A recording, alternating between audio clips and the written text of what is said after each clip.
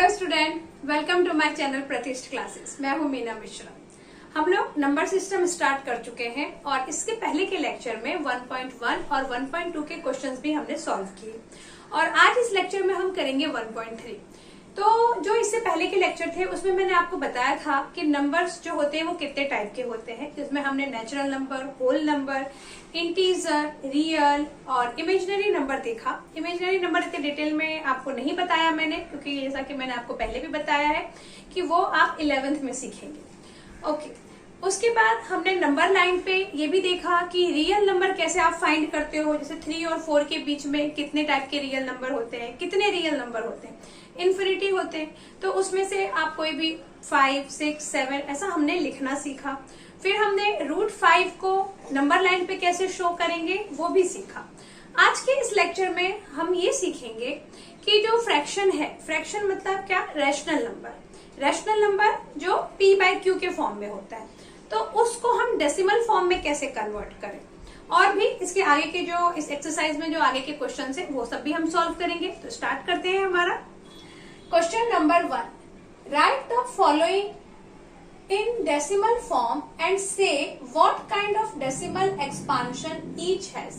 अभी what kind of decimal expansion, तो decimal expansion जो होता है वो दो टाइप का होगा, या तो टर्मिनेटिंग होगा या नॉन टर्मिनेटिंग होगा। अभी टर्मिनेटिंग में कैसा कि जैसे आपने कभी देखा होगा कि जब हम डेसिमल के डिवीजन करते हैं तो कभी कभी तो ये होता है कि वो एंड हो जाता है। तो उसमें जैसे कि मान लो कि अगर मैं 2 को 5 से डिवाइड कर रही हूँ तो वो एंड हो जाएगा, 0.4 आ जाएगा आंसर। 5 4 20, तो 0.4 आंसर आ गया, तो उसका एंड हो गया। तो जो एंड हो जाएगा जिसका, उसको हम बोलेंगे टर्मिनेटिंग टाइप। और जिसका एंड नहीं होगा, कितने बार ऐसा होता है कि हम लोग जब डिवीजन करते हैं तो वो आते ही जाते हैं नंबर, एंड ही नहीं होता। जैसे कि अगर आप ना ये क्या बोल 8 को आप 3 से डिवाइड करो, या ऐसे ही कितने 10 को, सॉरी, जब आप 10 को 3 से डिवाइड करते हैं तो 3.333 वो आता ही जाता है, वो एंड नहीं होता। तो इस टाइप के जो नंबर होंगे उनको हम बोलेंगे नॉन टर्मिनेटिंग। लेकिन कभी कभी क्या, मोस्टली ऐसा होता है कि जब हम डिवीजन करते हैं तो एक टाइम के बाद कुछ नंबर रिपीट होते हैं। तो इस टाइप का जो डिवीजन फॉर्म होगा, जो कि अभी आप देखेंगे कि किस टाइप के डिवीजन की मैं बात कर रही हूँ, तो उसको हम बोलेंगे नॉन टर्मिनेटिंग रेकरिंग। देखते हैं तो ये सारे जो क्वेश्चंस हैं उसमें कौन सा टर्मिनेटिंग है और कौन सा नॉन टर्मिनेटिंग रेकरिंग है। पहला जो क्वेश्चन है 36/100। अभी 36/100 तो ये तो काफी इजी है।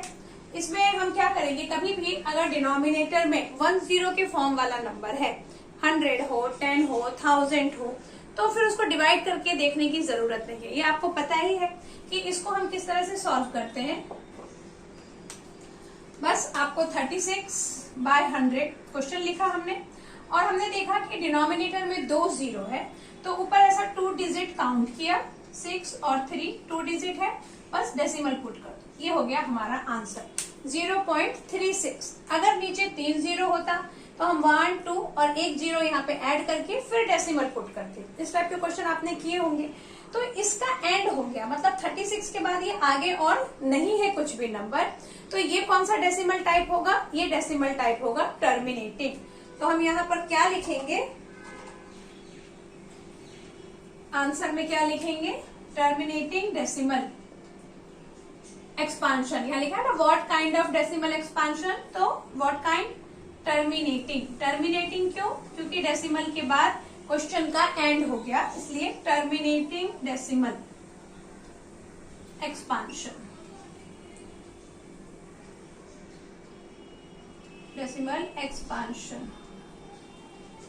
अभी ये 1/11, तो इसको डिवाइड करके देखते हैं कि ये कौन सा टाइप है, सेकेंड 1/11। तो ये तो ऐसा डायरेक्ट हम नहीं कर पाएंगे, ये जो डिनोमिनेटर होता है हमेशा वो बाहर जाएगा, मतलब वो डिवाइजर है, और ये जो न्यूमरेटर होता है वो हमेशा डिविडेंड होगा, ये आप लोग याद रखो।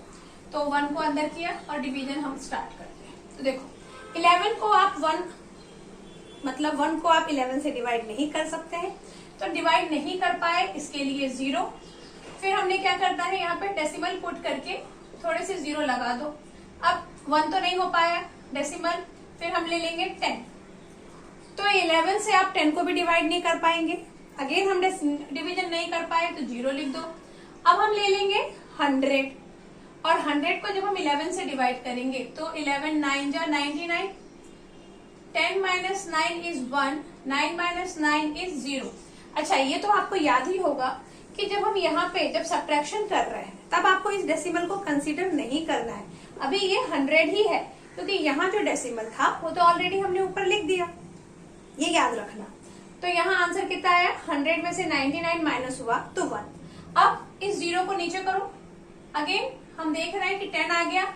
11 को आप 10 को आप 11 से डिवाइड नहीं कर पाएंगे तो 0 लिख दिया, फिर एक और 0 नीचे, फिर लिखो 99, यहाँ पे थोड़े से 0 और डाल दो, तो 99 के बाद वापस ये 1 आ गया, फिर एक 0 नीचे करो, फिर नहीं हो पाया, फिर 2 0 करो, फिर 9 करो।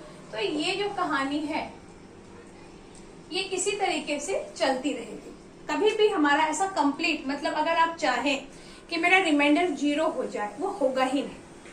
तो अब इस केस में जहां पे हमारा रिमाइंडर 0 नहीं हो पा रहा है और ऊपर हम क्या देख रहे हैं कि एक ही टाइप का नंबर आता जा रहा है, तो इसको आप कैसे लिख सकते हैं, इसको आप लिख सकते हैं 0.09 बार, क्योंकि क्या रिपीट हो रहा है, 09 रिपीट हो रहा है। जो भी लेटर रिपीट होगा ना उसके ऊपर बार लगा देंगे हम। इसका मतलब क्या हुआ कि आगे जब आप इसको करेंगे तो 09 रिपीट होगा और ये एंड नहीं होगा, तो ये नॉन टर्मिनेटिंग रिकरिंग फॉर्म है। कौन सा फॉर्म है, आंसर में हम क्या लिखेंगे, नॉन टर्मिनेटिंग रिकरिंग फॉर्म। तो क्लियर हो गया आपको कि रिकरिंग फॉर्म क्या होता है, जिसमें एक ही टाइप के नंबर रिपीट होते हैं। आगे और भी क्वेश्चंस है, अगर आपको कुछ डाउट है तो उसमें क्लियर हो जाएगा। हाँ, तो क्वेश्चन नंबर 3, फर्स्ट का 3 है, ये देखो मिक्स्ड फ्रैक्शन में लिखा हुआ है 4 1/8। तो ये तो आप जानते ही हैं कि कभी भी अगर क्वेश्चन मिक्स्ड फ्रैक्शन में लिखा है तो पहला हमारा जो काम होता है वो होता है उसको इम्प्रॉपर में कन्वर्ट करना, उसके बाद ही हम उसको सॉल्व कर पाएंगे। तो इसको भी इम्प्रॉपर में हम कैसे कन्वर्ट करते हैं, क्या करेंगे आप, इसको सोल्यूशन 4 1/8 है, तो ये तो आपको याद ही होगा कि हम इसको कैसे इम्प्रॉपर में कन्वर्ट करते हैं। 4 को 8 से मल्टीप्लाई करते हैं और उसमें प्लस क्या कर देते हैं, न्यूमरेटर, और जो डिनोमिनेटर है वो एज इट इज लिखते हैं। तो 4 8 जा 32, 32 प्लस 1 33, तो हमारा जो फ्रैक्शन आ जाएगा वो आएगा 33/8। ये आ गया इम्प्रॉपर फ्रैक्शन। इम्प्रॉपर फ्रैक्शन में इसको क्यों बोल रही हूँ, क्योंकि इसका जो डिनोमिनेटर है वो छोटा है और न्यूमरेटर बिगर है, denominator smaller and numerator is bigger, तो उसको हम बोलेंगे इम्प्रॉपर फ्रैक्शन। और प्रॉपर फ्रैक्शन क्या होता है, जिसमें उल्टा हो, न्यूमरेटर छोटा और डिनोमिनेटर बड़ा, तो वो इम्प्रॉपर फ्रैक्शन हो गया। खैर, तो ये वो प्रॉपर हो गया, ये इम्प्रॉपर है। तो अब आगे सॉल्व करेंगे, इसका हमें डेसिमल में कन्वर्ट करना है। 33 को हम 8 से डिवाइड करेंगे। जैसा कि मैंने आपको बोला है कि जो भी डिनोमिनेटर होगा वो हमेशा डिवाइजर होगा, जो न्यूमरेटर होगा वो हमेशा डिविडेंड होगा। डिवीजन स्टार्ट करेंगे डेसिमल लगा के, यहाँ पे डेसिमल के बाद आप कितने भी 0 लगा सकते हैं। तो 8 से डिवाइड करना शुरू करेंगे हम। 8 4 जा 32, 3 माइनस 2 इज 1, ये 0। अब हमें ये 0 चाहिए, डेसिमल यहाँ रख दो और 0 नीचे आ गया। 8 1 जा 8, 10 माइनस 8 इज 2, अगेन 0 आ गया। 8 2 जा 16, 8 3 जा 24, ज्यादा हो गया, तो 8 2 जा 16, 10 माइनस 6 इज 4, ये खत्म, एक 0 और ले लो। 8 5 जा 40, तो यहाँ तो आपका पूरा आ गया, 0 आ गया डिनोमिनेटर में, मतलब हमारा डिवीजन खत्म हो गया। तो डिवीजन खत्म हो गया मतलब क्या हो गया, ये कौन सा आ गया, टर्मिनेटिंग। ये जो एक्सपांशन है, the decimal expansion is terminating. तो आंसर में हम क्या लिखेंगे, the decimal expansion is terminating. मैंने इससे पहले 2 क्वेश्चन कराए और दोनों में मैंने आंसर अलग टाइप से लिखा। वो लिखने का इंटेंशन ये है आंसर आप कैसे भी लिखो, बस वो टर्मिनेटिंग वर्ड आना चाहिए, टर्मिनेटिंग, या फिर अगर नॉन टर्मिनेटिंग है तो नॉन टर्मिनेटिंग रिकरिंग। बाकी आप एक्सपांशन पहले लिखें या बाद में लिखें या नॉन टर्मिनेटिंग डेसिमल फॉर्म भी लिखें तो भी आपका आंसर राइट है। तो यहाँ पे लिखा है मैंने the decimal expansion is terminating, क्योंकि टर्मिनेटिंग है। अब देखेंगे कि 3/13 क्या है, तो 3/13 को कैसे डिवाइड करते हैं हम, 3 डिविडेंड हो गया और 13 हो गया डिवाइजर।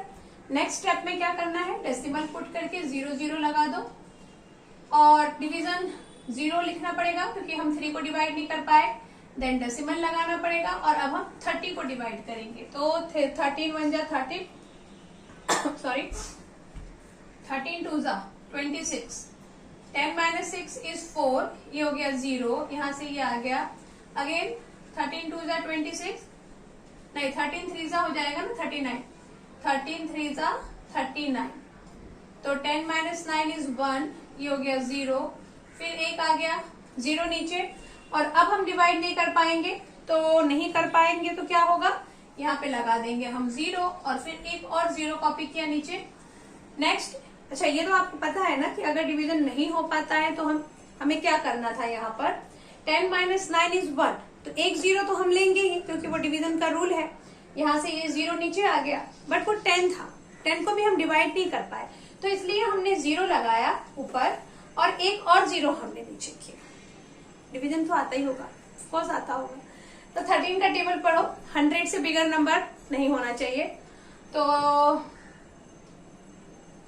13 6 जा कितना होगा, 13 6 जा 78, 13 7 जा, टेबल पढ़ते जाइए आप लोग, 13 7 जा हो जाएगा 91, तो हम यहाँ लिख देंगे 13 7 जा। 10 - 1 इज 9 और ये 0 वापस 0 आ जाएगा। अब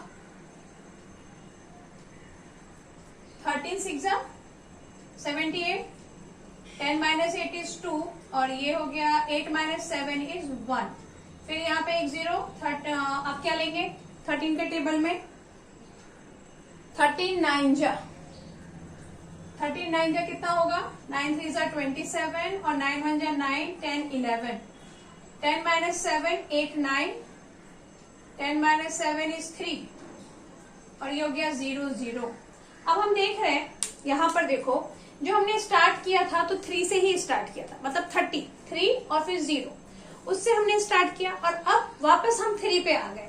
तो जब हम यहाँ वापस 0 लगा देंगे तो फिर से क्या चालू हो जाएगा, ये लाइन वापस चालू हो जाएगी क्योंकि वापस आ जाएगा 13 2 जा 26, फिर हम यहाँ पे लिख देंगे 4, फिर आ जाएगा 40, फिर आ जाएगा 3 जा, फिर हम लिख देंगे 9, फिर आ जाएगा 100 और ये प्रोसेस चलता रहेगा।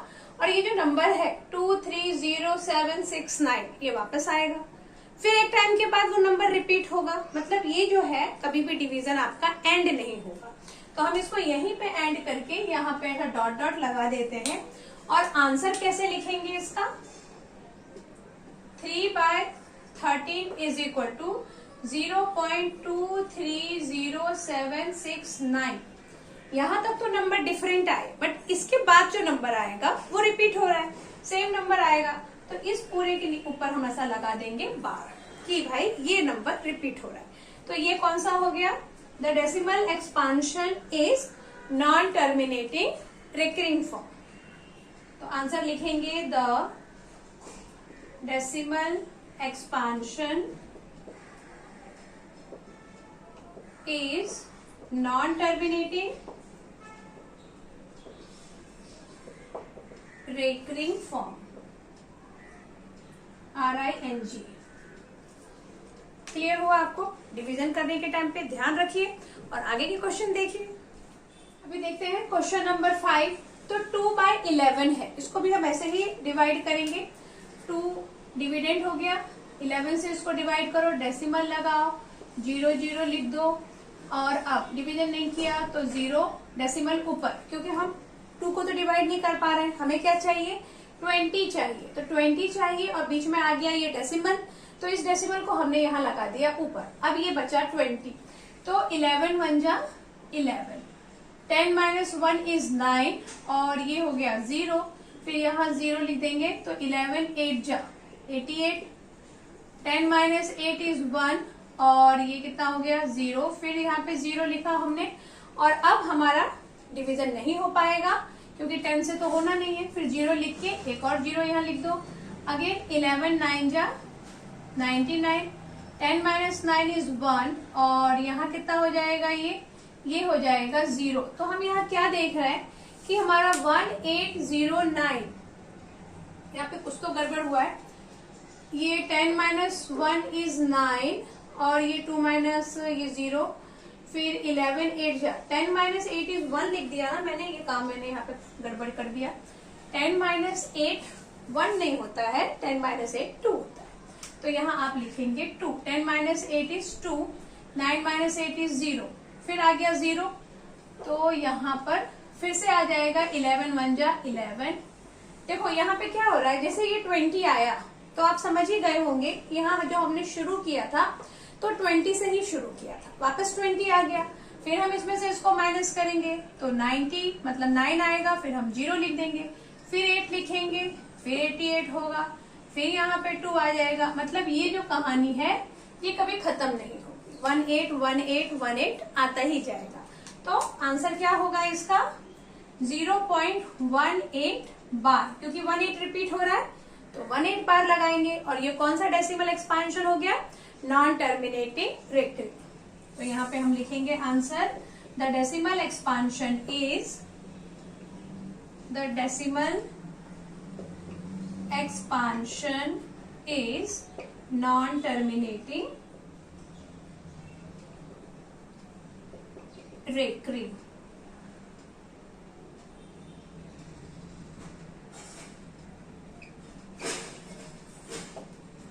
नेक्स्ट है 329 को 400 से डिवाइड करना है। तो 400 का टेबल तो आप लोगों को पता ही है कैसे लिखना है, 4 का टेबल लिख दो और 0 0 लगा दो, बस वही काम करेंगे हम लोग। यहाँ पर डेसिमल लगा के पहले 0 लिखना है। अभी देखो यहाँ 400 है और यहाँ 329, तो डिवीजन हम नहीं कर पाएंगे, 0 लगाया, फिर यहाँ पे ये डेसिमल और हमने ले लिया ये 4 डिजिट।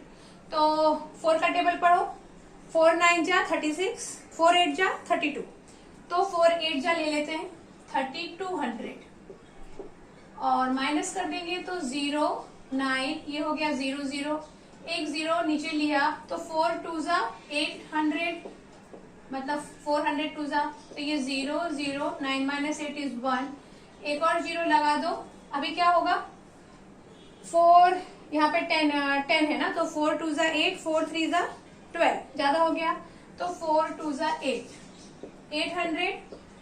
अगेन यहाँ पे 0 0, 10 - 8 9 10, फिर एक 0 लगा देंगे तो 4 5 जा 20 और ये आ गया 0, यानी यहाँ पे हमारा 0 आ गया, काम खत्म। डिनोमिनेटर सॉरी, अगर रिमाइंडर 0 आता है तो पता ही है आपको डिवीजन एंड हो जाएगा। और ये जो है आगे बहुत ज्यादा नहीं गया, मतलब इन्फिनिटी नहीं हुआ, तो ये कौन सा फॉर्म हो जाएगा, टर्मिनेटिंग फॉर्म। तो हम आंसर में क्या लिखेंगे 329 by 400 is equal to 0.8225 is terminating।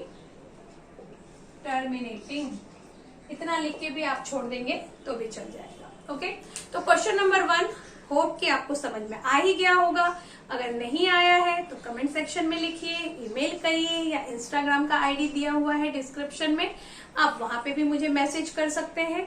और मेरे इस चैनल पे आपको आपकी टेक्स्ट बुक के हर एक क्वेश्चन का सलूशन मिलेगा। तो क्वेश्चन नंबर 1 एंड, और ये लेक्चर भी एंड। नेक्स्ट लेक्चर में हम आगे के क्वेश्चन करेंगे। Thanks for watching.